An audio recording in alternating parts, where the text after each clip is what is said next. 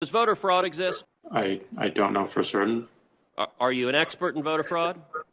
No, I'm not. Well, why then is Twitter right now putting purported warnings on virtually any statement about voter fraud? We're simply linking to a broader conversation so that people have more information. No, you're not. You put up a page that says, quote, voter fraud of any kind is exceedingly rare in the United States.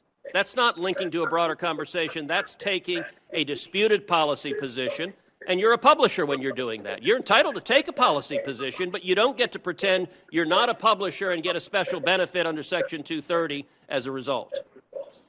That link is pointing to a broader conversation with tweets from publishers and people all around the country.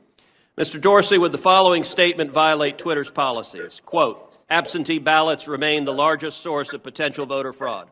I imagine that we would label it so that people can have more context and read through. How about this quote? Voter fraud is particularly possible where, quote, third-party organizations, candidates, and political party activists are involved in, quote, handling absentee ballots. Would you flag that as potentially misleading?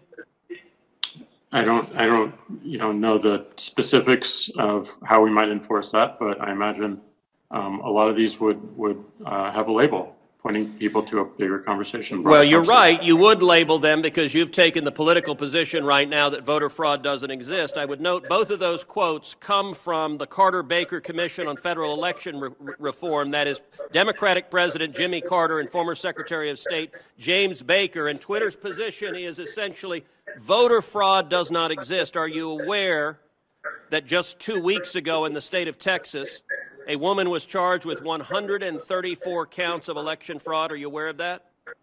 I'm not aware of that. If I tweeted that statement with a link to the indictment, would you put a warning on it that says, well, the Democratic Party position right now is voter fraud doesn't exist? I don't think it's useful to get into hypotheticals, but I don't believe so.